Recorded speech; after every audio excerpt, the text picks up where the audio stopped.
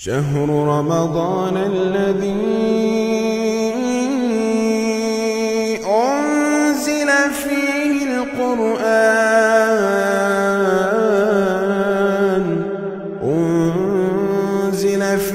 القرآن هدى للناس وبينات من الهدى والفرقان.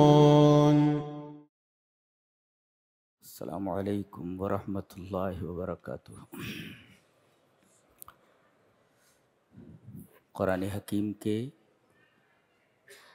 10ویں پارے کی تفسیر کا خلاصہ پیش کیا جا رہا ہے. سورہ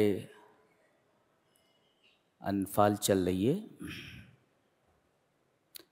جو 9ویں پارے کے آخر سے شروع ہو کر 10ویں پارے کے روبو تک چلی گئی ہے، پاؤ تک.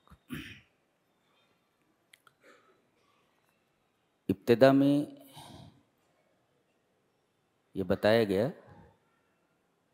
کہ پکے مومن کون ہے. پکے مومن بتایا گیا کہ جن کے اندر 5 اوصاف ہوں وہ پکے مومن بتایا گیا. انما المؤمنون الذين اذا ذكر الله وجلت قلوبهم واذا تليت عليهم آياته زادتهم ايمانا وعلى ربهم يتوكلون الذين يقيمون الصلاة ومما رزقناهم ينفقون اولئك هم المؤمنون حقا. یہ حقیقی مومن ہے، پکے مومن. پہلا وصف، جب اللہ کا ذکر کیا جائے تو ان کے دل دھڑکنے لگے. اپنے دلوں کا جائزہ لیں. کبھی ایسا ہوتا ہے کہ اللہ کی یاد آئے تو دل دھڑکنے لگے؟ اگر ایسا نہیں ہے تو پھر اپنے دل پر نظر ثانی کریں.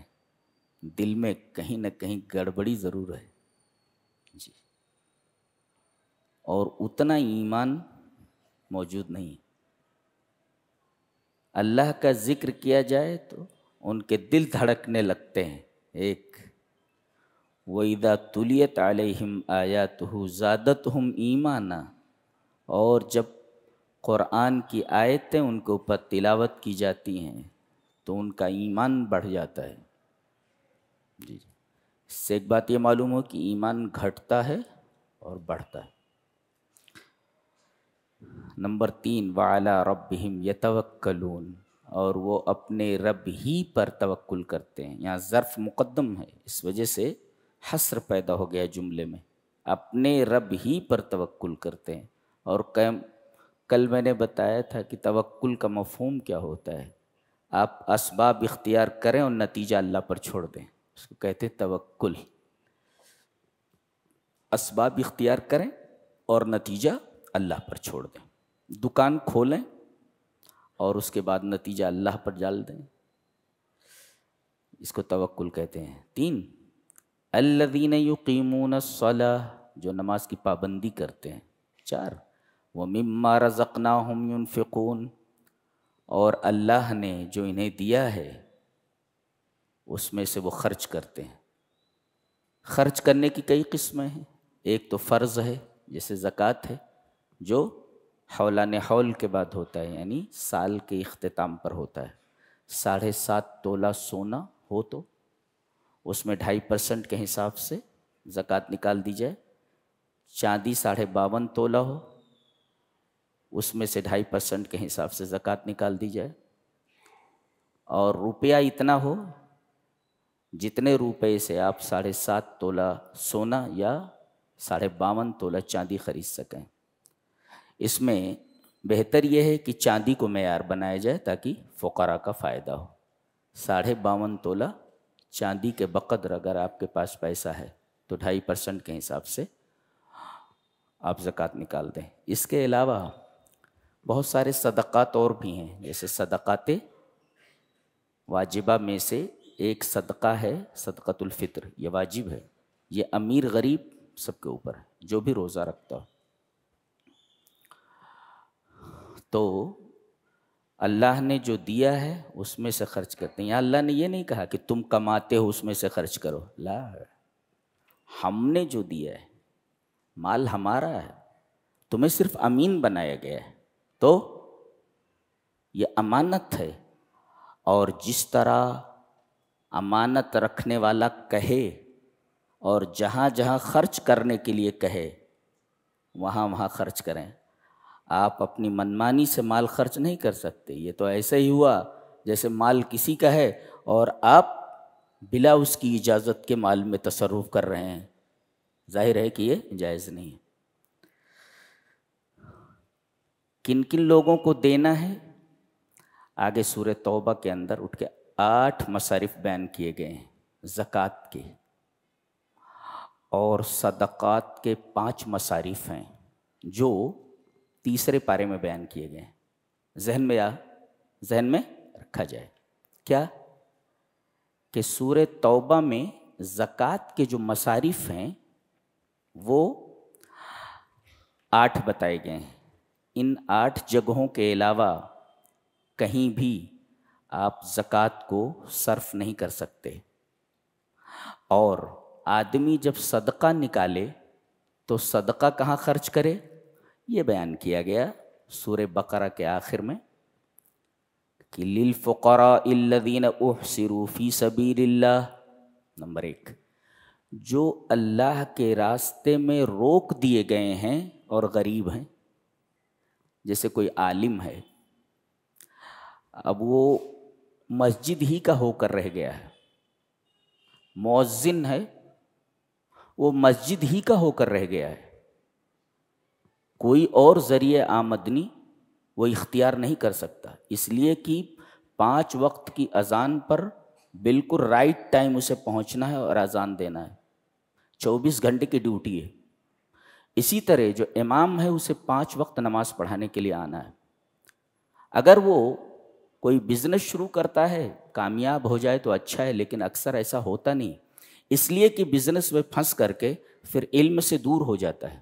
جی، بہت کم لوگ ایسے ہیں کہ اللہ تبارک و تعالیٰ انہیں مال بھی دیتا ہے اور انہیں علم سے بھی نوازتا ہے۔ جی، تو للفقراء الذین احصروا فی سبیل اللہ، جو اللہ کی راہ میں روک دیے گئے ہیں اور غریب ہیں ان کو دیا جائے۔ آپ لوگوں نے مؤذن کی جیب میں کوئی ڈالا کہ نہیں ڈالا ہے؟ ڈالو جی، وہ قاری صاحب جو پڑھ رہے ان کی جیب میں ڈالو، الگ لے جا کر کے ڈال دو، ایسے ڈال دو، میری جیب میں نہیں ڈالنا ہے، ڈالو۔ للفقراء الذین احصروا فی سبیل اللہ، جو اللہ کی راہ میں روک دیے گئے ہیں اور لا یستطیعون ضربا فی الارض، زمین میں چل نہیں سکتے، زمین میں چل کر کما نہیں سکتے، روک دیے گئے ہیں۔ اور یحسبهم الجاہل اغنیاء من التعفف، اور مالدار لوگ یہ سمجھتے ہیں کہ یہ مانگتا نہیں ہے تو یہ امیر ہوگا۔ یحسبهم الجاہل اغنیاء من التعفف، تعفف کا مطلب ہوتا ہے کہ وہ بے غیرتی سے ہاتھ نہیں پھیلاتا لیکن ضرورت مند ہوتا ہے، تو ایسے لوگ آپ کے صدقات کے زیادہ مستحق ہیں۔ تعرفہم بسیماہم، ان کے چہرے سے ان کو پہچان لوگے کہ یہ صدقے کے مستحق ہیں، غریب لوگ ہیں۔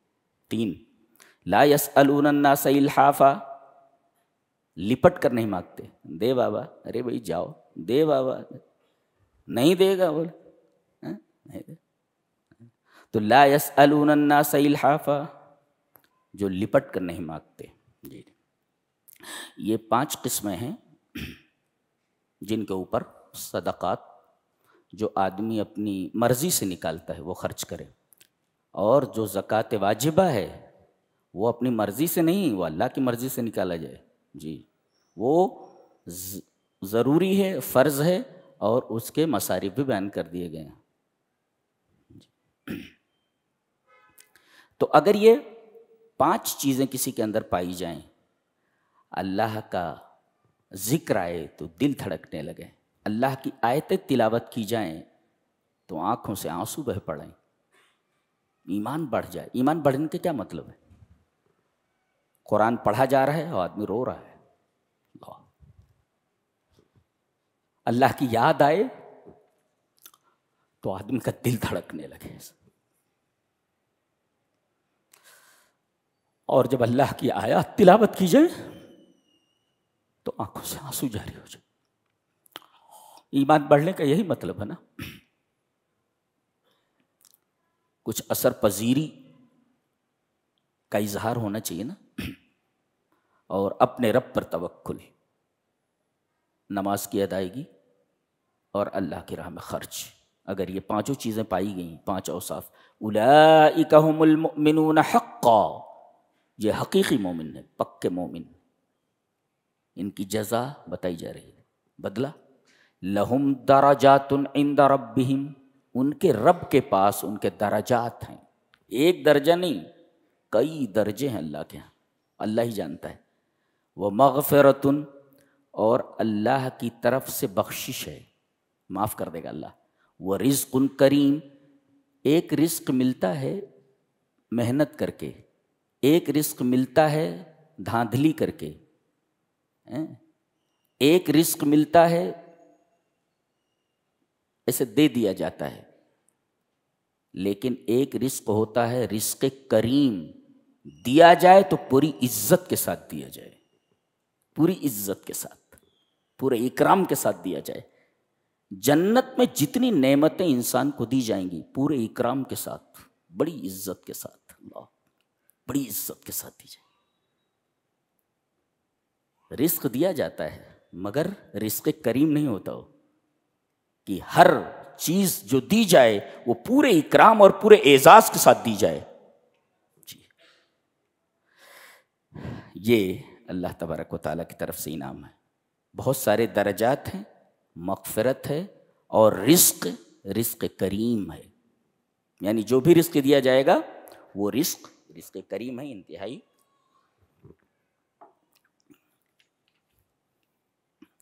اکرام کے انداز میں دیا جائے۔ آگے بدر کا واقعہ بیان کیا جا رہا ہے۔ جی، بدر یہ پہلی جنگ ہے، یہ رمضان ہی میں، اسی مہینے میں ہوئی ہے۔ جنگ بدر اسلام کی پہلی جنگ ہے جی، اور یہ رمضان میں ہوئی ہے، اور سن 2 ہجری میں ہوئی ہے۔ اصل میں اس جنگ کا بیک گراؤنڈ، اس کا پس منظر یہ ہے کہ مکہ میں صنادید قریش کے بڑے لوگوں نے اعلان کیا کہ ابو سفیان کی قیادت میں ایک قافلہ تجارت کا شام جائے، تمام لوگ اپنے روپے انویسٹ کریں، لیکن جو اس تجارت میں نفع ہوگا وہ کسی کو نہیں دیا جائے گا، بلکہ اس پورے نفع سے ہتھیار خریدے جائیں گے، اور اس ہتھیار سے مسلمانوں سے جنگ کی جائے گی۔ یہ مقصد تھا۔ ابو سفیان گئے، ابھی ایمان نہیں لائے، اور انہوں نے وہاں تجارت کی اور نفع لے کر کے واپس ہوئے۔ جبرائیل نے آ کر کے خبر دے دی کہ معاملہ ایسا ایسا ہے۔ نبی کریم صلی اللہ علیہ وسلم نے صحابہ کرام سے کہا کہ چلو اس قافلے کو پکڑنا ہے۔ جنگ کے ارادے سے نہیں نکلے تھے، بغیر تیاری کے نکلے ہیں۔ یہ وہ کوئی 70 اونٹ ہیں، 2 گھوڑے ہیں یا 1 گھوڑا ہے، اور بے سر و سامانی کے عالم میں نکلے ہیں۔ وہ قافلہ تو نکل گیا، اسے احساس ہو گیا کہ ہمیں پکڑنے کے لیے نبی کریم صلی اللہ علیہ وسلم نکل چکے ہیں، لہذا وہ بحر احمر کے کنارے سے ہوتا ہوا وہ نکل گیا، وہ قافلہ ہاتھ سے نکل گیا۔ اب اللہ نے یہ کہا کہ ٹھیک ہے، قافلہ تو نکل گیا، لیکن اس قافلے کا جو مقصد ہے کہ جو تجارت میں نفع ہوا ہے، نفع کے ذریعے ہتھیار خریدے جائیں اور اس سے مسلمانوں کو نیست و نابود کرنے کی کوشش کی جائے، وہ ہاتھ ہی نہ رہیں جو ہتھیار اٹھا سکے، ہاتھ ہی کاٹ دو۔ لہذا اللہ تبارک و تعالیٰ نے حکم دیا کہ لڑنا ہے اب تمہیں۔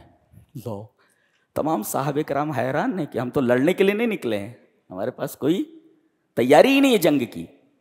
اور جب حکم ہوا تو کیفیت دیکھو، اللہ نے کیفیت ذکر فرمائی ہے، یجادلونک فی الحق بعد ما تبین، یہ آپ سے بحث کر رہے ہیں، کہہ رہے ہیں اللہ کے رسول ہم لڑنے کے لیے کہاں نکلے، ہم نے کوئی تیاری نہیں کی ہے۔ اور ادھر ابو سفیان نے خبر دے دی تھی کہ اس قافلے کو پکڑنے کے لیے محمد اپنے ساتھیوں کے ساتھ مدینہ سے نکل چکے ہیں صلی اللہ علیہ وسلم، لہذا 1000 کا لشکر جرار، مسلح فوج، تمام جنگی ساز و سامان سے لیس مسلمانوں سے مقابلے کے لیے آ گئی، اور بدر میں دونوں کے دونوں آمنے سامنے ٹھہر گئے۔ مسلمانوں کی کیفیت دیکھیے، تیاری نہیں ہے نا، کأنما یساقون الی الموت، گویا کہ انہیں پھانسی کے پھندے پر لے جایا جا رہا ہے، یہ کیفیت بتائی جا رہی، کأنہم یساقون الی الموت، گویا کہ انہیں موت کی طرف ہانکا جا رہا ہے، پھانسی کے پھندے پر لے جایا جا رہا ہے، اس قدر پریشان ہو گئے ہو۔ اللہ نے فرمایا نہیں، لڑنا ہے، لڑنا ہی، صحابہ کرام ٹھیک، تیری رضا، تیری رضا۔ اسی وجہ سے تمام صحابہ کرام میں بدرین کا مرتبہ سب سے بڑھ کر کے ہے۔ بخاری شریف میں ہے کہ اللہ تعالیٰ نے بدری صحابہ کے اوپر بدر میں عرش سے جھانک کر کے دیکھا، اللہ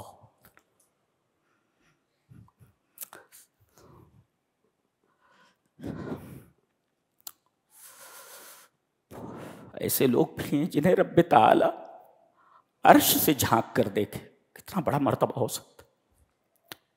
اور فرمایا کہ آج کے بعد یہ بدری جتنے ہیں 313، جو کچھ اس کے بعد کریں گے اللہ ان پر مواخذہ نہیں کرے گا، یہ جو کچھ بھی کریں گے اللہ ان کی گرفت نہیں کرے گا، یہ سب بخشے بخشا ہیں،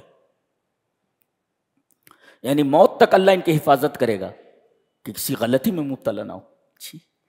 یہ بہت بڑا انعام ہے بدرین کے لیے۔ کیوں؟ سب سے صاحب فضیلت یہ بدرین کیوں ہیں؟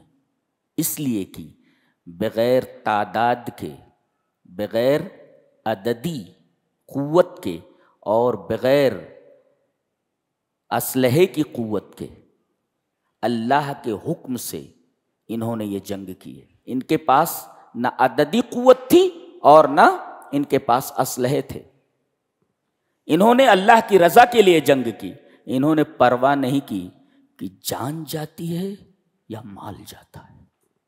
اللہ رب تیری رضا، اب جان جائے یا مال جائے، وی ڈونٹ کیئر، ہم کوئی پرواہ نہیں کرتے۔ دیکھیے تقویٰ کتنا ہے، اور اللہ کو خوش کرنے کے لیے انہوں نے اپنا سب کچھ داؤں پر لگا دیا۔ انسان کی جان سے بڑھ کر کے عزیز اور کون سی چیز ہو سکتی ہے؟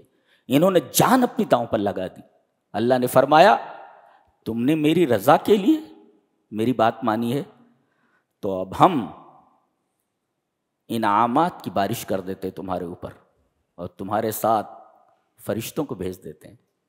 تمہیں یہ اندیشہ ہے کہ تم تعداد میں بہت قلیل ہو تو ہم آسمان سے فرشتوں کو بھیج دیتے، فضائے بدر پیدا کر، فرشتے تیری نصرت کو اتر سکتے ہیں گردوں سے قطار اندر قطار۔ اب بھی اگر ہمارے اندر بدریین کا جذبہ آ جائے تو اب بھی فرشتوں کو اتارا جا سکتا ہے آسمان سے، لیکن وہ تقویٰ اور وہ جذبہ ہونا چاہیے کہ ہم کوئی پرواہ نہیں کرتے، چاہے جان چلی جائے چاہے مال جائے، میرے رب صرف تیری رضا مقصود ہے۔ یہ اللہ، یہ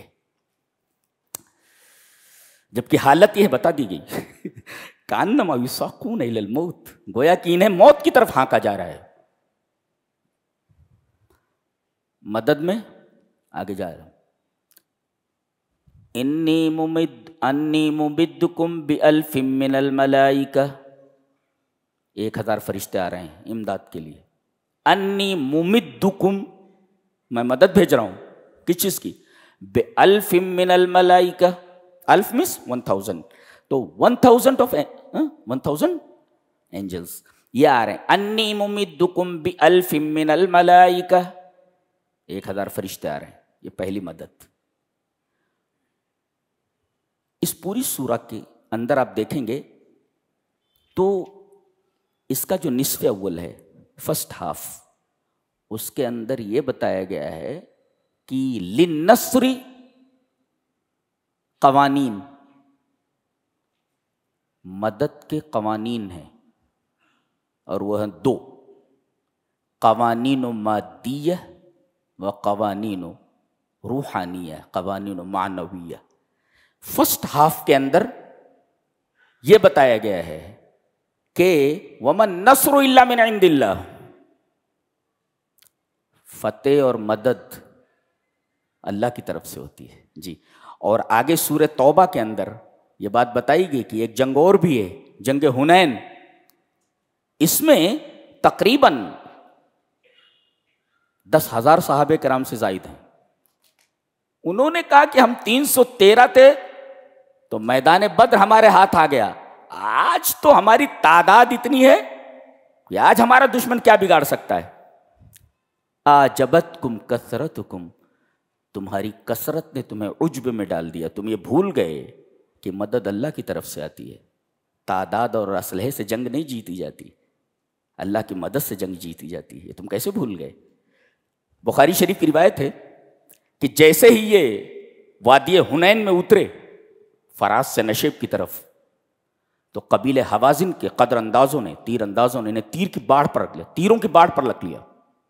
اتنے تیر برسائے گئے جیسے آسمان سے بارش برستی ہے، اور سارے کے سارے مسلمان پیٹ پھیر کر بھاگ نکلے. اب بھاگ نکلے، نبی کو چھوڑ دیا انہوں نے. حضرت عباس پکار رہے ہیں، حضرت ابو بکر پکار، حضرت ابو بکر اور حضرت عمر. حضرت ابو بکر تو نبی کریم صلی اللہ علیہ وسلم کے ساتھ ہیں، جی جی، اور حضرت عمر تھوڑے فاصلے پر کھڑے ہوئے ہیں. آواز دی جا رہی ہے، ارے رسول کو چھوڑ کر کہاں جا رہے ہو؟ آگے بتایا گیا کہ جنگ تعداد سے اور اسلحوں سے نہیں لڑی جاتی. وَمَن نَّصْرُ إِلَّا مِنْ عِنْدِ اللَّهِ، جنگ اللہ کی مدد سے لڑی جاتی ہے. یہ بتایا گیا.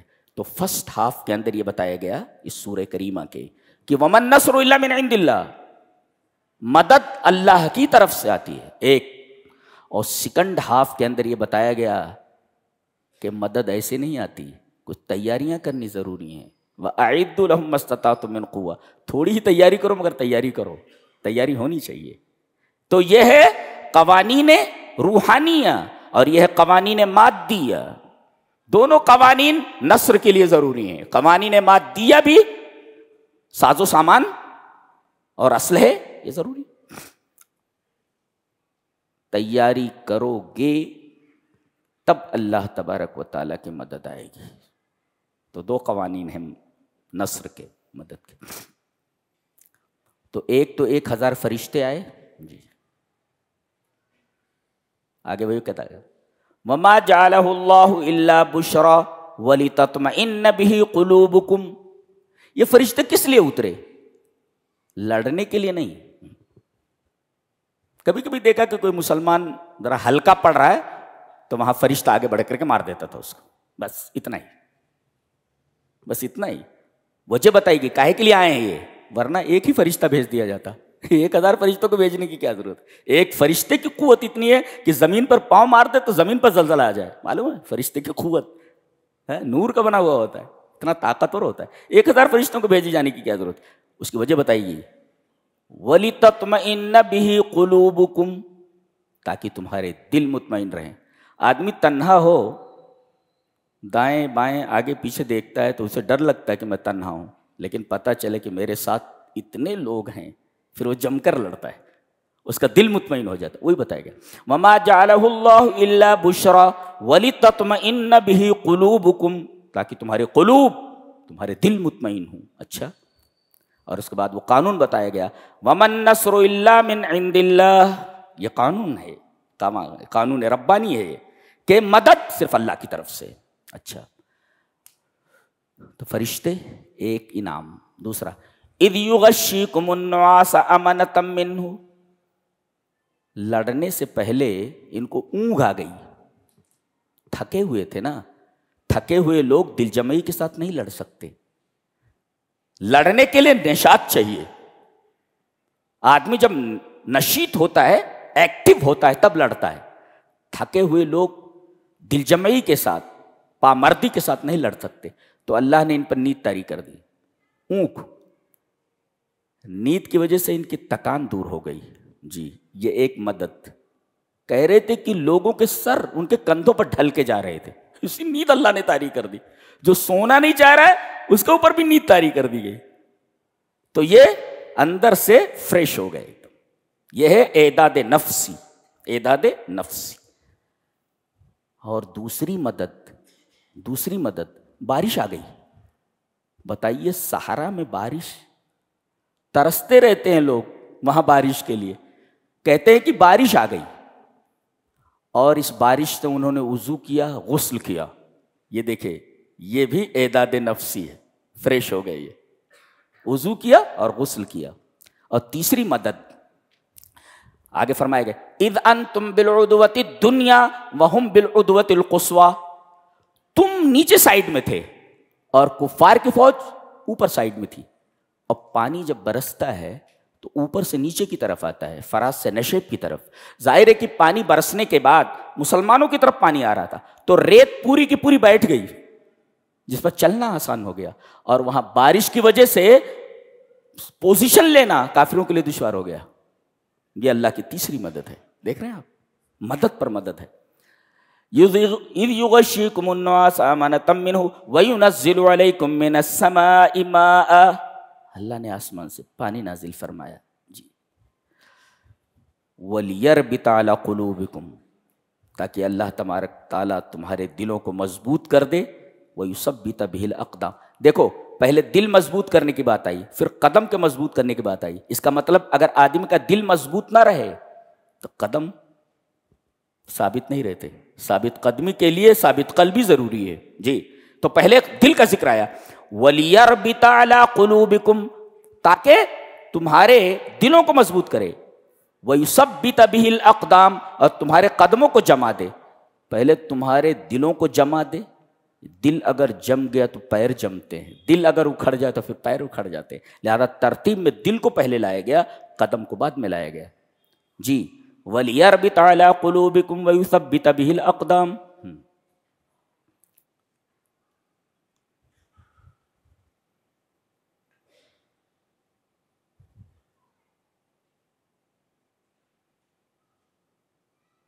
اور ایک مدد اور آئی، سَأُلْقِي فِي قُلُوبِ الَّذِينَ كَفَرُوا الرُّعْبَ، ہم نے کافروں کے دل میں رعب ڈال دیا، دہشت ڈال دی، کسی فوج کے دل میں اگر دہشت پڑ جائے تو پھر وہ ٹھیک سے لڑ نہیں سکتی، ٹھیک سے لڑ نہیں سکتی، یہ بھی اللہ کی مدد ہے۔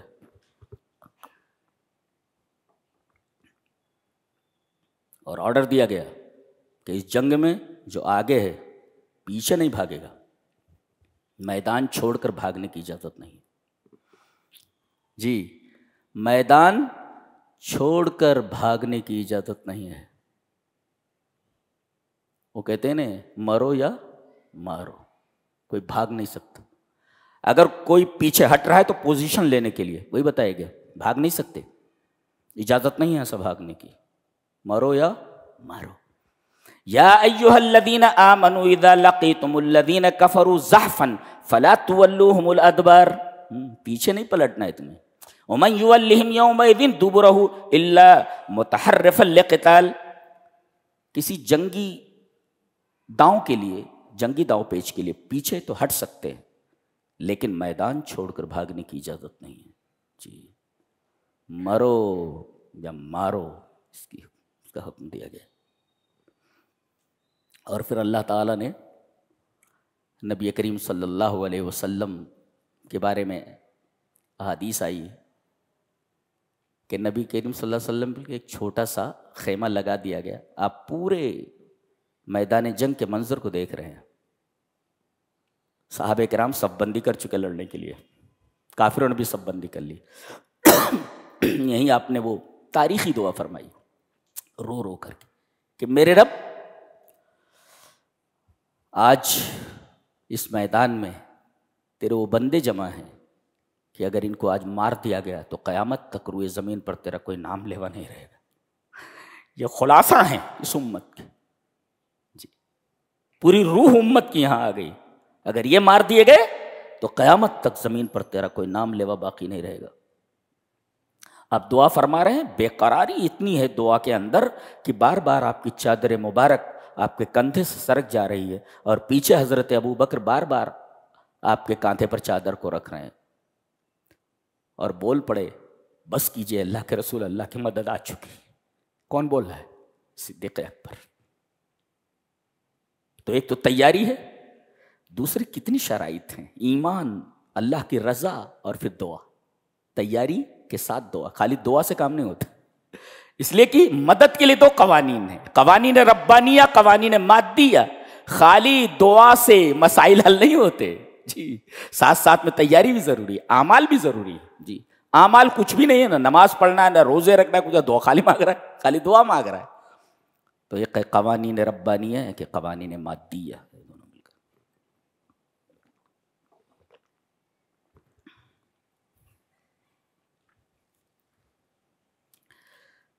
بتایا گیا کہ زمین پر سب سے بدترین چلنے والے کون ہیں؟ ان شر الدواب. جی دواب کہتے ہیں, یہ دابہ کی جمع ہے. کلو من دب علی الارض فہو دابہ, جو چیز بھی زمین پر رینگے چلے, دیٹ از کالڈ دابہ. تو انسان بھی دابہ ہی ہے, اس لیے کہ زمین پر چلتا ہے. تو تمام زمین پر چلنے والوں میں سب سے بدترین لوگ اللہ کے نزدیک کون ہیں؟ عند اللہ الصم البک الذین لا یعقلون, جو بہرے ہیں, گونگے ہیں, عقل سے کام نہیں لیتے. دیکھیے اللہ نے کان دیا تھا, حق سنتے نہیں. اللہ نے زبان دی تھی, حق بولتے نہیں. اللہ نے دماغ دیا تھا, حق کے اوپر غور نہیں کرتے.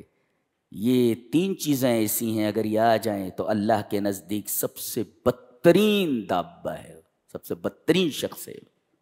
اس لیے کہ اللہ کی دی ہوئی ان تمام صلاحیتوں کو وہ بروئے کار نہیں لایا, جبکہ جانور اللہ نے جو ان کو صلاحیتیں دی ہیں ان تمام صلاحیتوں کو بروئے کار لاتے ہیں. تم نے تو اپنی صلاحیتوں کو ضائع کر دیا, تو تم تو جانوروں سے بھی بدتر ہو گئے نا. اس لیے کہ جانوروں کو جو صلاحیتیں دی گئی ہیں ان صلاحیتوں کو بروئے کار لاتا ہے, لیکن تمہیں جو صلاحیتیں دی گئی تم نے تو ان صلاحیتوں سے کام ہی نہیں لیا, تو تم جانور ہی نہیں بلکہ جانوروں سے بدتر ہو. ان شر الدواب, تمام جانوروں میں, جانداروں میں سب سے بدتر ہیں ایسے لوگ. پہلے سم لایا گیا, سننا, اس کے بعد بولنے کی بات آئی. سنے گا نہیں تو بولے گا کیسے؟ اس لیے کہ بولنے کے لیے سننا ضروری ہے جی, اس لیے کہ ترتیب میں سم لایا گیا پہلے جی. اس کے بعد فرمایا گیا کہ جہاں بھی برائی دیکھو تین کام کرو.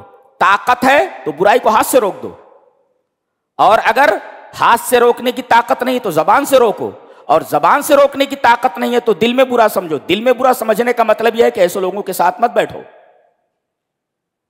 اور اگر ایسا نہیں کرتے ہو تو جب عذاب آئے گا, وَاتَّقُوا فِتْنَةً لَا تُصِيبَنَّ الَّذِينَ ظَلَمُوا مِنْكُمْ خَاصَّةً, جب عذاب آئے گا تو صرف گناہ کرنے والوں کو سزا نہیں دی جائے گی, تم کو بھی سزا دی جائے گی. تم خاموش کیوں رہے؟ تم خاموش کیوں رہے؟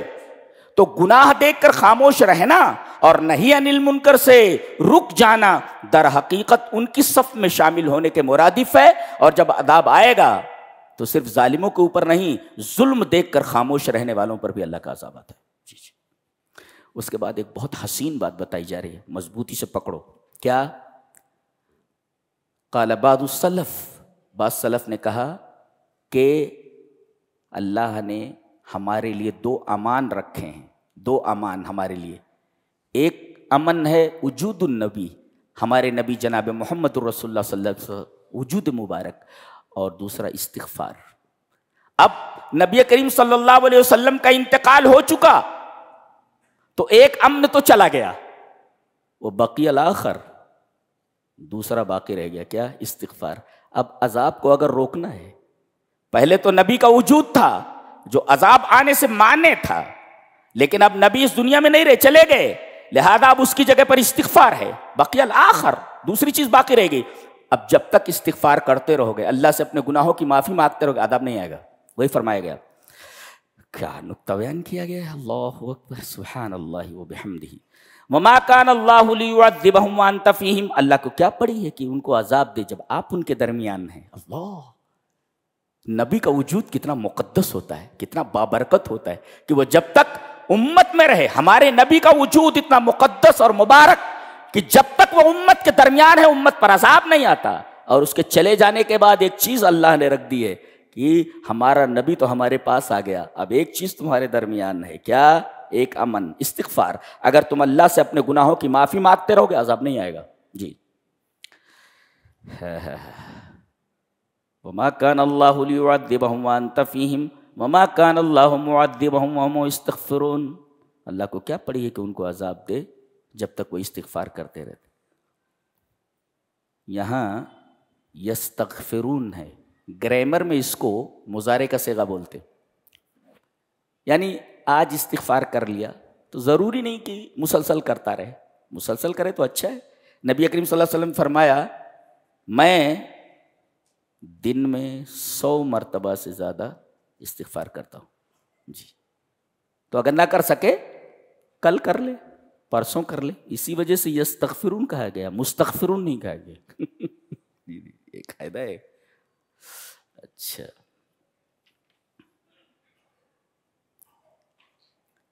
اور اللہ تبارک و تعالیٰ ایک نعمت اور بتا رہا ہے بدر والوں کے اوپر کہ نبی نے رات میں خواب دیکھا، جیسے صبح لڑنا ہے، رات میں خواب دیکھا کہ کافروں کی تعداد بڑی قلیل ہے، تھوڑی ہے۔ آپ نے اپنا خواب سنایا، ارے بہت کم ہے، یہ بہت کم ہے، تاکہ مسلمانوں کی ہمت بندھ جائے۔ اگر آپ یہ کہہ دیتے کہ میں نے خواب دیکھا ہے کہ فوج بہت بڑی ہے، تو مسلمان پست ہمت ہو سکتے تھے، ویسے بھی ڈرے ہوئے تھے، کانما یساقون الی الموت، پھانسی کے پھندے پر لے جایا جا رہا ہے۔ کہا کہ بہت تھوڑے ہیں، خوش ہو گئے وہ۔ اور اس کے بعد جب مقابلے میں آئے تو اللہ تعالی نے ایسا کیا کہ مسلمانوں کی نگاہوں میں مشرکین کم دکھائی دے رہے تھے، اور مشرکین کی نگاہوں میں مسلمان کم دکھائی دے رہے تھے۔ ان کی نگاہوں میں کم اس وجہ سے وہ دکھائی دے رہے تھے تاکہ یہ بھاگیں نا، جم کر کے لڑیں، اور ان کی نگاہوں میں ان کو کم کر کے یوں دکھایا جا رہا تھا کہ اگر زیادہ کر کے دکھایا جاتا تو کہیں وہ بھاگ نہ لیں، اس لیے کہ تو ان کو تو مارنا ہی ہے آج، وہ ہاتھ ہی نہ رہیں جو ہتھیار اٹھا سکیں، ان کو تو مارنا ہی ہے۔ اور پھر جب لڑائی شروع ہوئی تو اچانک معاملہ اللہ نے بدل دیا، مشرکین نے دیکھا کہ ان کی تعداد بہت زیادہ ہے، پست ہمت ہو گئے، مارے گئے سب کے سب۔ یہ اللہ کی رحمت ہے۔ کیسے سمجھے؟ رات میں آپ نے خواب دیکھا، خواب سنایا کہ مشرکین کی تعداد کم ہے، اچھا، جب آمنے سامنے ہوئے تو مسلمانوں کی نگاہوں میں مشرکین کم دکھائی دے رہے تھے، اور مشرکین کی نگاہوں میں مسلمان کم دکھائی دے رہے تھے، تاکہ وہ بھاگے نا اور یہ بھی بھاگے نا، یہ بھی دل جمعی کے ساتھ لڑیں اور وہ بھی بھاگے نا، مارے جائیں سب۔ اور اچانک جب لڑائی شروع ہوئی تو معاملہ الٹا کر دیا گیا، مشرکین کی نگاہوں میں مسلمانوں کو زیادہ دکھا دیا گیا کہ تو بہت ہیں، ہیبت طاری ہو گئی، اور پھر مارے گئے، 70 مارے گئے اور 70 قید کیے گئے۔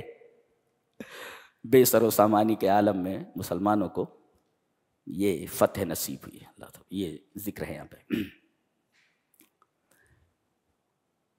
یہ ان کو چڑھا بڑھا کر کون لایا تھا؟ حضرت کون تھے؟ جی جی، حضرت وہاں موجود ہیں، جنہوں نے ہمارے باپ کو جنت سے نکلوایا تھا، یہ وہاں موجود ہیں۔ ہاں، ابو جہل جو مشرکین کی فوج کی قیادت کر رہا تھا، اس نے کہا مسئلہ تو حل ہو گیا نا، ہمارا قافلہ بچ گیا، لہذا نو نیڈ ٹو فائٹ، ضرورت نہیں ہمیں لڑنے کی، چلو واپس چلتے۔ اس لیے کہ ہم لوگ قافلہ بچانے کے لیے آئے تھے نا، قافلہ بچ کے نکل گیا تو چلتے چلتے۔ آ کر کھڑا ہو گیا، کیا کیوں جا رہے ہو؟ کچل دو ان کو، نہ رہے بانس نہ بجے بانسری، تعداد بھی کم اور بے سر و سامان. اچھا سولی پر چڑھا دیا ان کو. بولے بالکل صحیح کر رہے بابا آپ، یہ بابا بن کے آ گیا تھا، یہ بابا بن کے آ گیا تھا. وَإِذْ زَيَّنَ لَهُمُ الشَّيْطَانُ أَعْمَالَهُمْ، ان کے عملوں کو شیطان نے خوبصورت بنا دیا. ارے یہ مٹھی بھر ہے، بے سر و سامان ہے، اور تم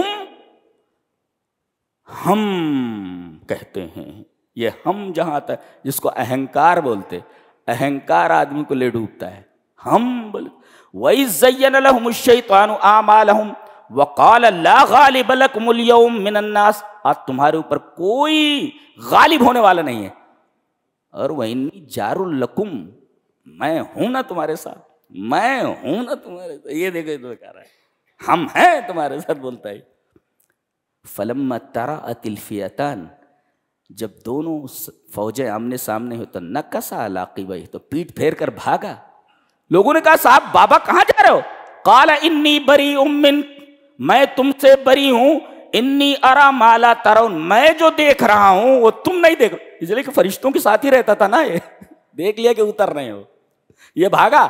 اس لیے کہ فرشتے جہاں آ جائیں وہ شیطان کا کیا کام، دے بھاگا. کہنے لگا انی بریء منک. ایسے ہی شیطان آدمی کو سولی پر چڑھا دیتا ہے. آدمی کہتا بھئی کہاں جا رہے ہو؟ کہا کہ تو جان، تیرا کام جانے، ہم نے اپنا کام کر دیا ہے. انی ارا ما لا ترون، میں جو دیکھ رہا ہوں وہ تم نہیں دیکھ رہے. اور ایک بدماشی اور کر رہا ہے، انی اخاف اللہ، میں اللہ سے ڈرتا ہوں بول رہا ہے. یہ بولا اللہ سے ڈرتا ہوں، یہ کون سا ڈر ہے بھائی؟ انی اخاف اللہ بولتا ہے، میں اللہ سے ڈرتا ہوں. ہاں سولی پر چڑھا دیا، مارے گئے سب. ایسے ہی کرتا ہے. لہٰذا شیطان کے چکر میں مت آؤ، بچتے رہو اس سے. آگے قانون بتایا جا رہا ہے. ذَلِكَ بِأَنَّ اللَّهَ لَمْ يَكُ مُغَيِّرًا نِعْمَةً أَنْعَمَهَا عَلَىٰ قَوْمٍ حَتَّىٰ يُغَيِّرُوا مَا بِأَنفُسِهِمْ. آدمی کے پاس جو کچھ ہے اس کو جب تک نہیں بدلتا اللہ اپنی نعمتیں نہیں بدلتا. جی کیسے؟ اگر ہمارے پاس اطاعت ہے تو جب تک ہم اس کو معصیت میں نہیں بدلتے اللہ نعمت نہیں چھینتا. جب تک ہم شکر کرتے رہتے ہیں تب تک اللہ ہماری نعمتیں نہیں چھینتا. جب ہم کفر کرنے لگتے، کفر مینس ناشکری کرنے لگتے ہیں تو نعمت چھین لی جاتی ہے. لہذا تمہارے پاس جو کچھ ہے جب تک تم لوگ نہیں بدلتے تب تک اللہ کی نعمت نہیں بدلتی ہے. یہ قانون ہے اللہ، یہ قانون عروج و زوال ہے. قانون عروج و زوال بتایا گیا. آدمی جب تک اپنے آپ کو نہیں بدلتا اللہ اس کی حالت نہیں بدلتا. شاعر نے بہت اچھا کہا ہے کہ خدا نے آج تک اس قوم کی حالت نہیں بدلی، نہ ہو جس کو خیال آپ اپنی حالت کے بدلنے کا. جب تک انسان اپنی حالت نہیں بدلتا اللہ اس کی حالت نہیں بدلتا. یہ قانون ہے اللہ کا، قانون عروج و زوال ہے. ذَلِكَ بِأَنَّ اللَّهَ لَمْ يَكُن مُغَيِّرًا نِعْمَةً أَنْعَمَهَا عَلَىٰ قَوْمٍ حَتَّىٰ يُغَيِّرُوا مَا بِأَنفُسِهِمْ. اس آیت کریمہ کی تفسیر کرتے ہوئے عبداللہ ابن عباس فرماتے ہیں ما نزل بلاء الا بذنب ولا رفع الا بتوبۃ. کوئی بھی مصیبت نازل ہوتی ہے تو انسان کے کسی گناہ کی وجہ سے نازل ہوتی ہے. ولا رفع الا بتوبۃ، اور وہ ہٹتی ہے تو توبہ کے ذریعے. لہذا کوئی مصیبت آئے تو سمجھو کہ کسی گناہ کی وجہ سے آئی ہے، اور اب اس مصیبت کو ہٹانا ہے تو ایک ہی طریقہ ہے توبہ. میرے رب غلطی ہو گئی، میں معافی چاہتا ہوں، میرے رب رو اللہ سے گڑ گڑاؤ، مصیبت ہٹ جائے گی. یہ قول ہے عبداللہ ابن عباس کا. ما نزل بلاء الا بذنب ولا رفع الا بتوبۃ. کوئی بھی بلا نازل ہوتی ہے تو انسان کی کسی خطا کی وجہ سے، کسی گناہ کی وجہ سے، اور ہٹتی ہے تو توبہ کے ذریعے. بہت اچھا نسخہ بتایا گیا، بہت پیارا ہے.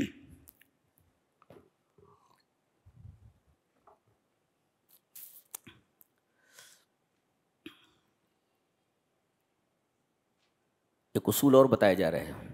جنگ ہونے لگے، اگر مقابل صلح پر آمادہ ہو جائے تو صلح کر لو. اس لیے کہ اسلام میں اصل جنگ نہیں ہے. جنگ اس وقت ضروری ہوتی ہے جب جنگ آپ پر مسلط کی جائے. جی مسلمانوں کو لڑنے کی اجازت نہیں ہے، جی جنگ کرنے کی اجازت نہیں ہے.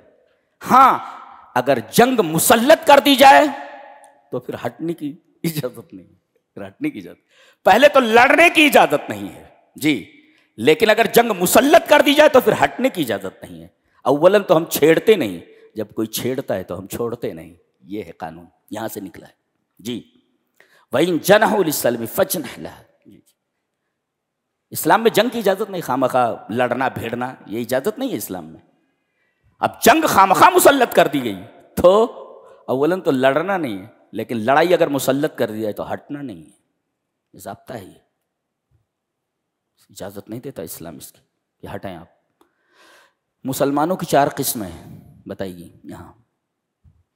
ایک مہاجرین ہیں جو سب کچھ چھوڑ کر کے مدینہ آ گئے، اور دوسرے ہیں جنہوں نے ان بے یارو مددگار لوٹے پیٹے لوگوں کو سہارا دیا، انصار والذین آؤوا ونصروا، جن لوگوں نے ان کو پناہ دی۔ ایک تو جنہوں نے اپنا دیار چھوڑ دیا، اپنے مال و اسباب چھوڑ دیے۔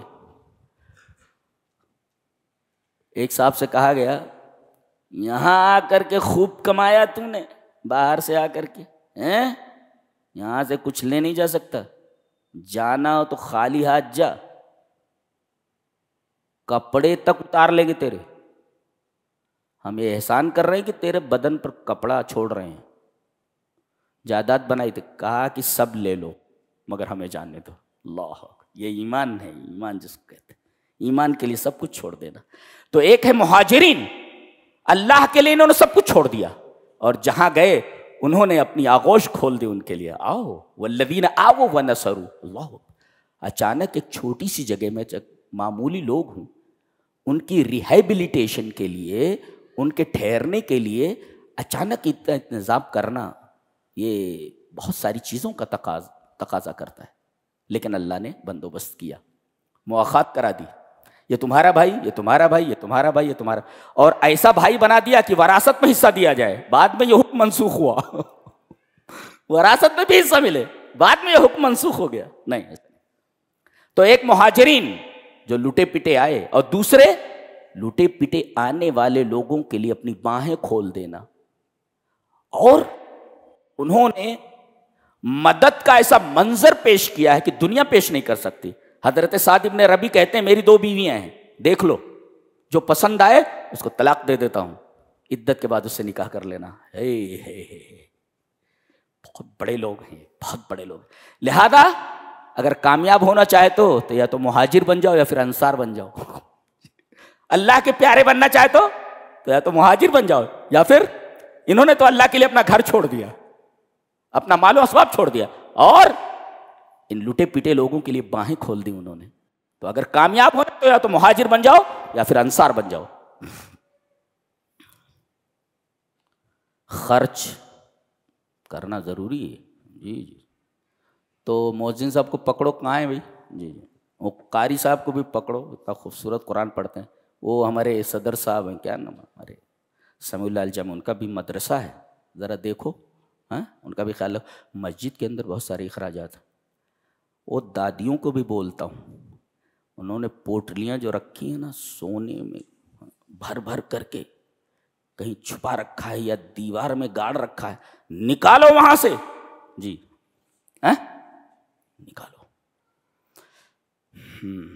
یہ تو برسبیل تذکرہ بات آ گئی۔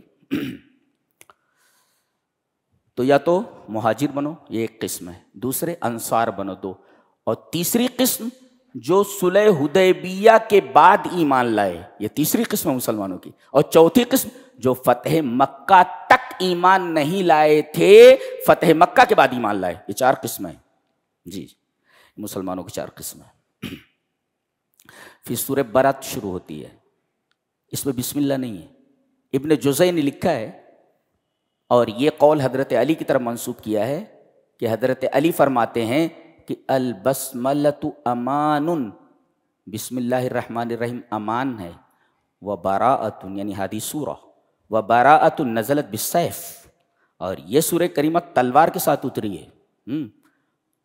فلذلک لم تبدأ بالامان، اس وجہ سے یہ امان کے ساتھ شروع نہیں ہوئی ہے، اس لیے کہ بسم اللہ الرحمن الرحیم رحم ہے، اور یہ پوری سورہ تلوار کی بات کرتی ہے، اس لیے کہ ان کے ساتھ غداری کی گئی، مسلمانوں کے ساتھ باقاعدہ عہد کو توڑا گیا، لہذا شروع میں بسم اللہ نہیں ہے۔ کہتے کہ حضرت علی رضی اللہ تعالیٰ عنہ یہ حج کے امیر بنا کر کے حضرت ابو بکر بھیجے گئے اور حضرت علی کو ان کے پیچھے بھیجا گیا. مقام ذوالحلیفہ میں دونوں ملے تو حضرت ابو بکر نے فرمایا امیر یا مامور. دیکھیے ادب دیکھیے صحابہ کا. اے علی تم امیر یا مامور؟ کہا میں مامور ہوں، امیر تو آپ ہیں، امیر الحج آپ ہیں. مجھے نبی کریم صلی اللہ علیہ وسلم نے ایک اعلان سونپا ہے. جی وہی کہا گیا براءۃ من اللہ ورسولہ الی الذین عاہدتم من المشرک. یہ دیکھو وَأَذَانٌ مِّنَ اللَّهِ وَرَسُولِهِ، اللہ اور اس کے رسول کی طرف سے اذان. اذان مینس اعلان، اعلام. اذان ہوتا وہ اعلان ہوتا ہے نا، آؤ نماز کی طرف. وَأَذَانٌ مِّنَ اللَّهِ، کیا اعلان کر رہا ہے؟ کہا کہ ان چیزوں کا اعلان کر دو حج کے وقت. اللہ یطوف بالبیت عریان، کوئی ننگا خانہ کعبہ کا طواف نہیں کرے گا. ارے مرد عورت دونوں ننگے طواف کرتے تھے. ہاں مرد دن میں ننگے طواف کرتے تھے اور عورتیں ننگی رات میں طواف کرتی تھی. جی اعلان کر دیا گیا کہ خانہ کعبہ کا طواف کوئی ننگا نہیں کرے گا. دوسرے وَلَا يَدْخُلَنَّ مَكَّةَ بَعْدَ هَذَا الْيَوْمِ مُشْرِكٌ بَعْدَ هَذَا الْعَامِ مُشْرِكٌ. اس سال کے بعد کوئی مشرک حدود حرم میں داخل نہیں ہوگا، مکہ میں داخل نہیں ہوگا. اور تیسرا اعلان یہ تھا من کان لہ احد مع رسول اللہ صلی اللہ علیہ وسلم فعہدہ الی مدتہ. نبی کریم صلی اللہ علیہ وسلم جن کا عہد و معاہدہ ہے، معاہدے کی مدت تک وہ قائم رہے گا. اور چوتھا اعلان یہ کیا گیا کہ ولا تدخل الجنت الا نفس مؤمنۃ، مومن ہی جنت میں داخل ہوگا. یہ 4 اعلان حضرت علی کے ذمے کیا گیا کہ وہ حج کے دوران اعلان کر دیں. تو امیر کون تھے؟ حضرت ابو بکر. اور اعلان کرنے کے لیے کن کو بھیجا گیا؟ حضرت علی کو. امیر کون تھے؟ امیر الحج حضرت ابو بکر. اور اعلان کرنے والے کون تھے؟ حضرت علی. کہتے ہیں حضرت ابو بکر رضی اللہ تعالیٰ عنہ کافر ہیں. ایک ہے بیچارہ، ابھی ہم آگے بحث کریں گے، یاری لگاتا ہے آخر میں، یاری لعنت اللہ علیہ. وہ حضرت عمر اور حضرت ابو بکر کو کافر ثابت کرتا ہے. جی جی کافر ثابت کرتا ہے. آگے یہ فرمایا گیا کہ 8 چیزیں ایسی ہیں جو عام طور پر انسان کو بہت زیادہ محبوب ہیں. قل ان کان آباؤکم وابناؤکم واخوانکم وازواجکم وعشیرتکم واموال اقترفتموها وتجارۃ تخشون کسادها ومساکن ترضونها احب الیکم من اللہ ورسولہ وجہاد فی سبیلہ فتربصوا حتی یأتی اللہ بامرہ واللہ لا یہدی القوم الفاسقین. تمہارے باپ، تمہارے بیٹے، تمہارے بھائی، تمہاری بیویاں، تمہارے خاندان، تمہارا مال جو تمہوں نے سینت کر رکھا ہوا، وہ تجارت جس کے مندے ہونے سے تم ڈرتے ہو، اور تمہارے وہ خوبصورت مکان جنہیں دیکھ دیکھ کر خوش ہوتے ہو. اگر یہ 8 چیزیں اللہ اور اس کے رسول سے زیادہ تمہارے نزدیک محبوب ہو جائیں تو انتظار کرو کہ اللہ کا عذاب تمہارے اوپر آ جائے. یہی ہو رہا ہے آج پوری دنیا میں. جو ہم لات جوتوں کے مستحق ہیں، لات جوتے کھا رہے ہیں، جہاں دیکھو کوئی بھی قاعدے کا نہیں، کوئی بھی قاعدے کا نہیں. عوام بھی ویسے ہے، رہبر بھی ویسے ہیں، سارے کے سارے ویسے ہیں. کیوں؟ اس لیے کہ ان کی زندگی میں دین نہیں ہے. جو بڑے بڑے عہدوں پر فائز ہیں، ذرا ان کی زندگیوں کا جائزہ لو. بڑی بے حیائی کے ساتھ رمضان شریف میں لوگوں کے سامنے سگریٹ پیتے، لوگوں کے سامنے کھاتے، اور تم کہتے ہو کہ ہم مظلوم ہیں. ظالم کہہ رہا ہے کہ ہم مظلوم ہیں. تم سے بڑا ظالم کون ہے؟ اور تمہیں اللہ کی مدد چاہیے. اللہ کی مدد ایسے تھوڑی آتی ہے. جذبے دیکھیے کیسے لوگوں کے اوپر اللہ کی مدد آتی، فرشتے آتے. یہ قرآن ایسے ہی نہیں ہے بیان کر رہا ہے کہ خالی سنتے جاؤ. لا، اس کو اپنی زندگیوں میں نافذ کرو، تطبیق کرو، اپلائی کرو اپنی زندگی میں. جی یہ 8 چیزیں اپنی زندگیوں میں آ جائیں، 8 چیزیں، اور یہ محبوب ہو جائیں اللہ اور اس کے رسول سے زیادہ. عذاب کا انتظار کرو. اس سورہ کریمہ میں منافقوں کی 15 صفتیں بیان کی، 55 صفتیں بیان کی. اتنے خراب لوگ ہیں. 55 پوری حرکتیں ان کی بیان کی ہے پوری سورہ کریمہ میں. کتنی؟ 55. اور مغفرت، وہ توبہ اور اس کے مشتقات کا ذکر کتنا ہے؟ 55 خرابیاں، برائیاں منافقین کے بیان کے. اور 17 مرتبہ توبہ ہے. ایک مفسر لکھتا ہے 17 مرتبہ توبہ صرف اسی سورہ کے اندر ہے، اور کسی سورہ کے اندر اتنی مرتبہ توبہ کا لفظ نہیں آیا ہے. اور تذکرہ ہے مشرکین کا، کافرین کا اور منافقین کا. اشارہ ہے کہ اگر یہ لوگ بھی توبہ کر لے تو اللہ ان کی توبہ قبول کر لے گا، معاف کر لے گا. تو جو مسلمان گنہگار ہیں، گنہگار مسلمان، وہ توبہ کرے تو توبہ اللہ نہیں قبول کرے گا. منافقین کی توبہ قبول کر لے، کافروں کی توبہ قبول کر لے، تو گنہگار مسلمانوں کی توبہ کیوں نہیں قبول کرے گا؟ لہذا یہ مہینہ ملا ہے، توبہ کرو. اللہ تبارک و تعالیٰ نے تمہیں توبہ کی دعوت دی ہے سورہ توبہ میں. اس کا نام ہی توبہ رکھا گیا ہے اس لیے کہ توبہ کا لفظ اس سورہ کریمہ میں اتنا زیادہ ہے کہ کسی سورہ کے اندر توبہ کا لفظ اتنا نہیں آیا. 17 مرتبہ ہے، 17 مرتبہ توبہ کا لفظ ہے. اور 55 خرابیاں بیان کی گئی منافقین کی، یہ خرابیاں تمہاری زندگیوں میں نہیں آنی چاہیے.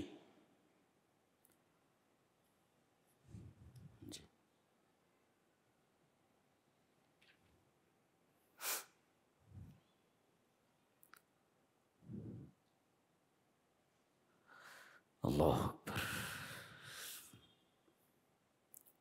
اس کے بعد اللہ تبارک و تعالیٰ نے حضرت صدیق کا واقعہ بیان کیا. غار ثور میں آپ ہیں، دیکھو آپ مدینہ جا رہے ہیں لیکن چھپ کر جا رہے ہیں. ایک آدمی ہے، مجھے بڑی حیرت ہوتی ہے، تاریخی ہسٹوریکل پرسن ہے وہ آدمی، ایک تاریخی شخصیت. اور مجھے اس شخص پر اتنی حیرت ہے کہ میں بتا نہیں سکتا. کیا نام ہے اس کا؟ عبداللہ ابن اریقط. عبداللہ ابن اریقط. اس کو چند درہم کے اوپر نبی کریم صلی اللہ علیہ وسلم نے ہائر کیا تھا کہ ہم لوگ 3 دن غار ثور میں رہیں گے، وہیں سے ہم کو لے کر کے چلنا ہے. ہمارے ساتھ ایک آدمی اور ہے خالی، ابو بکر. اور عام راستے سے نہیں جانا ہے، نہیں تو ہمیں عام راستوں پر تلاش کر کے پکڑ لیں گے. تو ایسے اوبڑ کھابڑ راستے سے لے جاؤ جو راستہ عام نہیں ہے. یہ راستوں کا ماہر تھا، بہت زیادہ گائیڈ تھا. اعلان ہو گیا کہ اسے 100 اونٹ دیے جائیں گے جو محمد اور اس کے ساتھی کا پتہ بتائے گا. اس آدمی کو معلوم ہے لیکن اس نے اپنا ایمان نہیں بیچا. آج 10 روپے کے اوپر یہ آدمی ایمان بیچتا ہے. یہاں 100 اونٹ مل رہے تھے، اس نے نہیں بتایا کہ وہ لوگ غار ثور میں چھپے ہوئے ہیں. یہ اللہ کی مدد ہے. دیکھ. اور یہ اسلامی تاریخ کا ایک حیرت ناک شخص ہے کہ اس نے اپنا ایمان نہیں بیچا، کافر تھا اور کفر ہی پر مرا. اس کا مطلب یہ کہ سارے کافر برے نہیں ہوتے، سارے غیر مسلم برے نہیں ہوتے. جی یہ دیکھو، یہ ہمارے نبی کو اور ابو بکر صدیق کو بچایا، نبی کو اور ان کے پہلے خلیفہ کو. اپنا ایمان نہیں بیچا اس نے. بڑی حیرتناک شخصیت ہے عبداللہ ابن اریقط. عالم پوری ہسٹری جو ہے اسلام کی، اس میں یہ حیرت انگیز شخصیت ہے. الا تنصروه فقد نصره الله اذ اخرجه الذين كفروا. کافروں نے آپ کو نکال دیا. ثانی اثنین، دو میں کے دوسرے ہیں. اذ ہما فی الغار، جب وہ دونوں غار میں. اذ یقول لصاحبہ، یہ لوگ تلاش کرتے کرتے، اللہ نے تجسس اور انٹیلیجنس ان کے اندر ٹھوس ٹھوس کر کے رکھا ہوا ہے. پوری دنیا کی جو انٹیلیجنس ادارہ ہے پوری دنیا کا، سب سے زیادہ باکمال ادارہ عرب ادارہ ہے.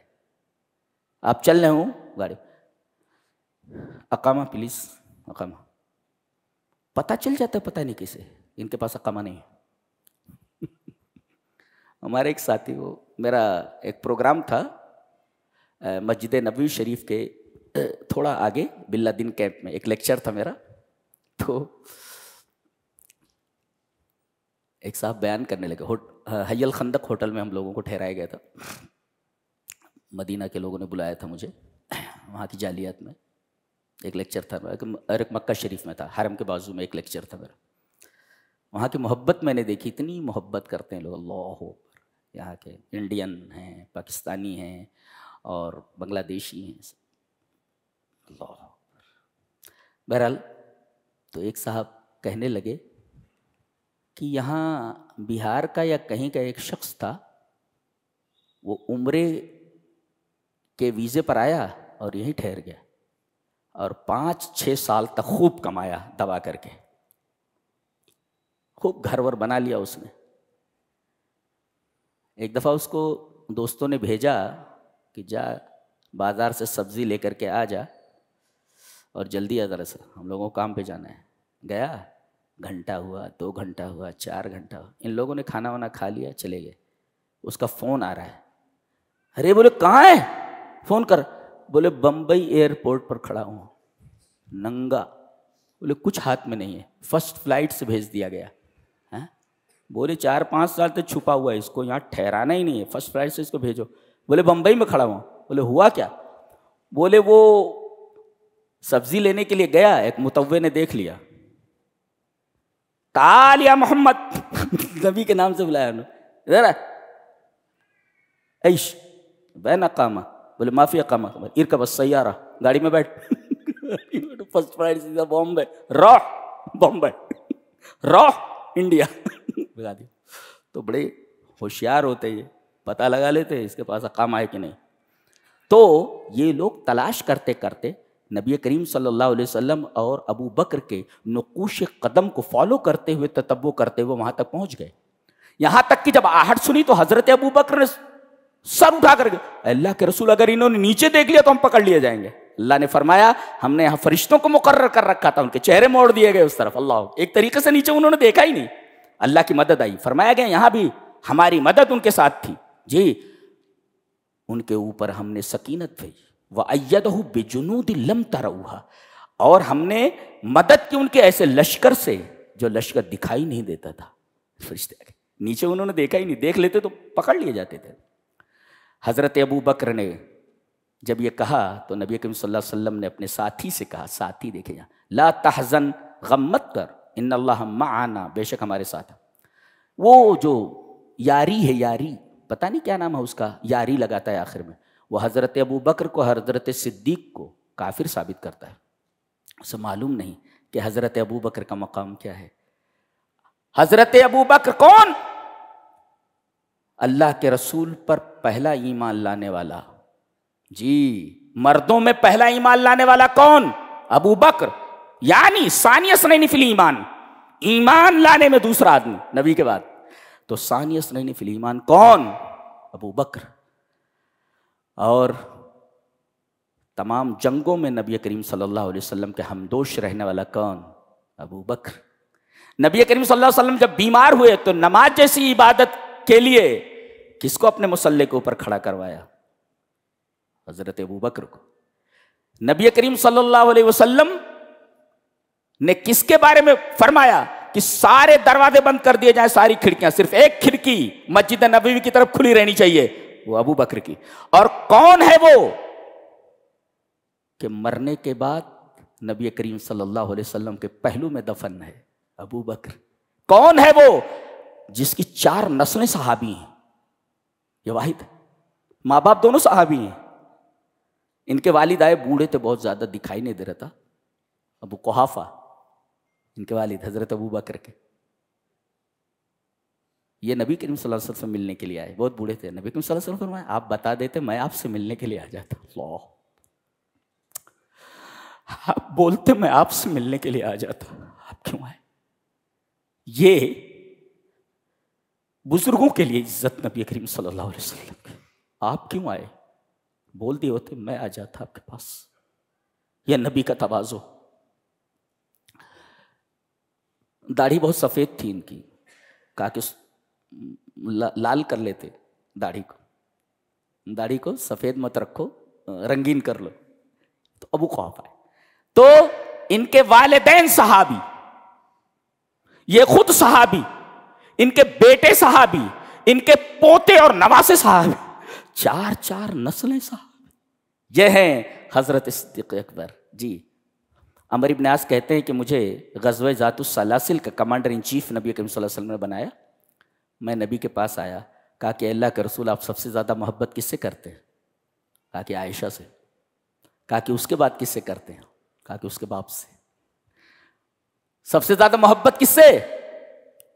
بولے عائشہ سے۔ کہا کہ اس کے بعد؟ کہا کہ اس کے باپ سے، ابو بکر سے۔ جی کہا کہ اس کے بعد؟ کہا عمر سے۔ پھر کئی لوگوں کے نام بتائے۔ سب سے پہلے حضرت عائشہ سے، پھر ان کے باپ سے. یہ نبی کریم صلی اللہ علیہ وسلم.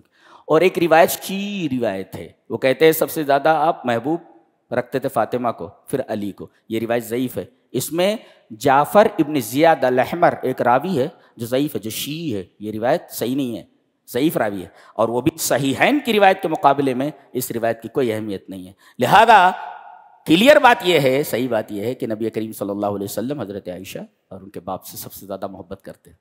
یہ آدمی یاری جو ہے، پتہ نہیں کیا نام، حسن اللہ یاری ایسے کچھ یاد ہے، وہ ابو بکر کو اور عمر کو کافر ثابت کر رہا. اللہ اکبر. ایسے ایسے لوگ اس سرزمین پر اور بھی ہیں، وہ بھی ہمارے پڑوسی ملک میں ہے. کیسے کیسے لوگوں کو یہ ملک پال رہا ہے بھائی، کیسے کیسے لوگوں کو پال رہا ہے. اس کے بعد زکوٰۃ کے 8 مصارف بیان کیے گئے. تو آپ کو معلوم ہے انما الصدقات للفقراء والمساکین والعاملین علیہا والمؤلفۃ قلوبہم، 8 ہیں، وہ دیکھ لینا اس میں. اس کے بعد ایک واقعہ بیان کیا گیا کہ عبداللہ ابن ابی منافق مر گیا، تو ان کے صاحبزادے حضرت عبداللہ ہے، کہا اللہ کے رسول ایک درخواست ہے. کہا بولو. کہا کہ کفنانے کے لیے اپنا کرتا مبارک دے دیں. ٹھیک ہے لے لو. دے دیا آپ نے اپنا کرتا دے دیا، نبی کا کرتا اس کو دے دیا گیا کفن کے لیے. ٹھیک ہے. پھر آئے، کہا کہ اللہ کا رسول نماز جنازہ پڑھ دیجئے. کہا کہ ٹھیک ہے چلو. جب نماز جنازہ پڑھانے کے لیے آگے بڑھے، حضرت عمر نے آپ کا دامن پکڑ لیا کہ اللہ کے رسول منافق ہے، اس کی نماز جنازہ کیسے پڑھنا ہے آپ. اس وقت تک منافقین کی نماز جنازہ کے پڑھانے کے بارے میں، پڑھنے کے بارے میں صراحتاً کوئی ممانعت نہیں آئی تھی. لہذا آپ نے اس کی نماز جنازہ پڑھا دی. آیت اتری لا تصلی علی احد منہم مات ابدا ولا، سری حکم آ گیا کہ کس منافق اور کافر کی نماز جنازہ نہیں پڑھی جائے گی. جی آپ نے اس کی نماز جنازہ پڑھا دی. دیکھیے آپ کی بیوی محترمہ کے اوپر الزام لگانے والا یہ پورے صحابہ کرام کو ٹینشن میں ڈالنے والا آدمی ہے. نبی اپنا کرتا دے رہے ہیں. نبی اپنے اوپر کوئی احسان نہیں رکھنا چاہ رہے تھے. جب بدر میں قیدی آئے تو عباس بھی پکڑے آئے تھے، ان کے بدن پر کوئی کپڑا نہیں آ رہا تھا، لہیم شہیم لمبے چوڑے تھے. یہ بھی بڑا لہیم شہیم تھا. کون؟ عبداللہ ابن ابی. اس نے پتہ نہیں کس موڈ میں تھا، اس نے اپنا کرتا دے دیا. قیدیوں کو کپڑا دینا اور قیدیوں کو کھانا دینے کی روایت یہیں سے. یہ لوگ معمولی کھانا کھاتے تھے، ان کو روٹی دیتے تھے قیدیوں کو. جی حضرت عباس کو ذرا کس کر کے مسلمانوں نے باندھ دیا تھا. بڑا ان کا، باندھو اس کو ذرا دبا کر کے، اور رسول کا چچا ہے، باندھو اس کو. نبی کریم صلی اللہ علیہ وسلم حجر شریفہ سے باہر آتے اندر جاتے، باہر آتے اندر جاتے. صحابہ کرام جو نگرانی کے لیے تھے، کہا کہ اللہ کے رسول آپ کچھ اضطراب میں مبتلا ہیں، کچھ پریشان دکھ رہے ہیں. کہا کہ عباس کی کراہوں سے مجھے نیند نہیں آ رہی ہے. کہا کہ اللہ کے رسول کا بندھن ڈھیلا کر دیا جائے. کہا کہ ہاں ڈھیلا کر دو جائے. قیدیوں کے ساتھ یہ سلوک ہے نبی کا. یہاں تو قیدیوں کے ساتھ ایسا سلوک ہوتا ہے کہ جانوروں کے ساتھ ویسا کوئی سلوک نہیں کیا جاتا. جی گوانتانامو جیل دیکھو آپ. اور ایک درخواست اور کی کہ اللہ کے رسول جا رہا ہے میرا باپ، تو قبر میں جو اتارا گیا اپنا لعاب دہن اس کے منہ میں ڈال دیجیے. نبی کریم صلی اللہ علیہ وسلم نے اس بدبخت کی منڈی اپنے زانوں کے اوپر رکھے اور اپنا لعاب دہن اس کے منہ میں ڈالا. جی اس کے بعد اس کے سپرد خاک کر دیا گیا. جی پھر اس کے بعد بھی جہنمی ہی ہے اس کے بعد بھی جہنمی ہی ہے. پتہ یہ چلا کہ اگر آدمی کے پاس توحید نہیں ہے، آدمی کے پاس ایمان نہیں ہے، آدمی کے پاس اپنا عمل نہیں ہے، تو دوسروں کا کرتا تو چھوڑو، نبی کا کرتا اسے جنت میں نہیں لے جا سکتا. نبی کا لعاب دہن اس کے لیے کوئی فائدہ نہیں رکھ سکتا. جی نبی کی نماز جنازہ اس کے لیے دعا استغفار کوئی معنی نہیں رکھتی اگر آدمی کے پاس توحید نہیں ہے، آدمی کے پاس ایمان نہیں ہے. یہ تھا 10ویں پارے کا خلاصہ. اللہ ہمیں نیک عمل اور اچھی سمجھ کی توفیق عطا فرمائے. وآخر دعوانا الحمدللہ رب العالمین.